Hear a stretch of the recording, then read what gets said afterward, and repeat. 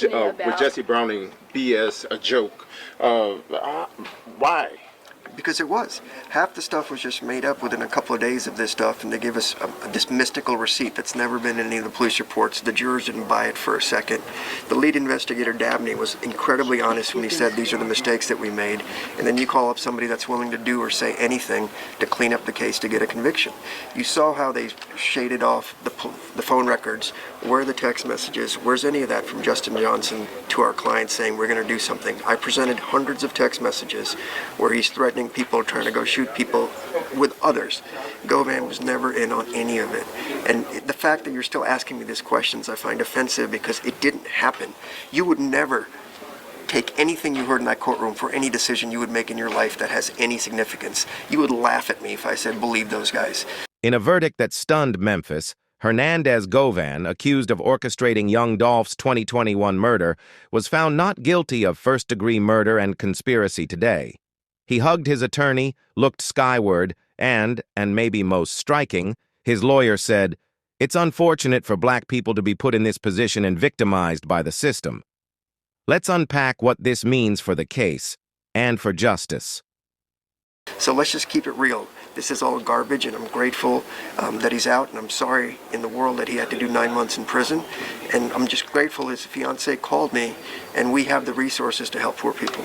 The prosecution portrayed Govan as the middleman who connected shooters to the $100,000 bounty allegedly offered by Big Jook, the hitman theory based on Smith Jr.'s testimony and cell phone logs. You were very passionate in your closing arguments about, about Govan being just a man from Orange Mound up against the system. Kind of talk about where that passion came from. When I go to 201 and look at the people that are in there, I know a lot of people do wrong, and I understand that, and I don't want violence in the streets because I live, in towns as well. But it's just so wrong. If I can see it, there's no way a jury couldn't see it, and that's why it took, 2 hours to figure that out. I mean, obviously it would have probably been quicker had they not had to go through the evidence and do their job, but the fact that anybody in the press would say, oh, it was this or it was that, it was clearly flagrant, and I wish we'd be reported as this is what your justice is in Memphis. So if you're black and poor, you got a problem. This frames the verdict not just as a win for Govan, but as a broader commentary on how the system often targets marginalized individuals, especially when evidence is murky. Mr. Govan, how do you feel? Mr. Rohr, this is pro bono. I was unclear with that. Yeah. Oh, it was okay. To finally have this stress taken off your shoulders. Yeah, and have my life back. What is the first thing you plan to do? Go hug my son. Mr. Govan, you haven't smiled all this week, but obviously you have a lot to smile about. Just tell me just about what you're feeling in right now. Like I said, it's kind of hard to explain the feeling of getting your life back, just from 12 people, so I'm just blessed, and I'm just ready to go see my son. What was going through your head when you were waiting for the verdict this morning? Nervousness, of course, it's natural, but I got a team around me that was very confident and supportive, so without them, it wouldn't be no me. I just want to thank again Manny, Robert, Haley, Beth, Handel, Contrell, Leanne, and just everybody that played a part in proving my innocence. You heard your attorney say if you're black and poor in Memphis, this is what happens. What would be your words of advice? Leave Memphis. Do you plan on leaving Memphis, sir? Of course. Was there any point throughout the week where you're like, you know what, I'm still nervous, prior to the verdict? Was there any point where it's like, I don't know which way it's going to go? I've been nervous for 4 years.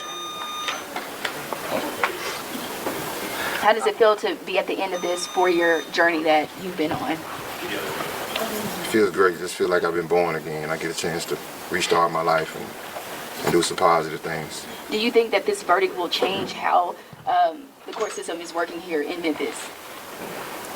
As corrupt this system is, I doubt it. That statement shifted the moment. This wasn't just a man celebrating freedom.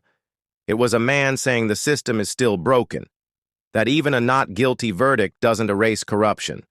For Govan, beating the case didn't mean beating the system. And that's the bigger story here.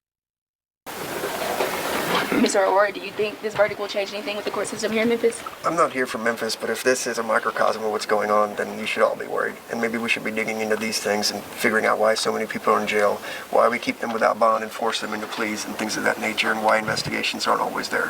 Thankfully, my office has the resources to help these types of people and can spend the money to do it. I can only imagine how hard it is for the public defenders with their cases or other appointed lawyers that couldn't do this, and how many people shouldn't be in prison. So what do you think? Was this verdict justice for Govan, or just proof that even when you win, the system stays the same? Drop your take below. This is the trial room. Hey. Plug talk. You're looking at the plug. Understand how the fuck my plug talk.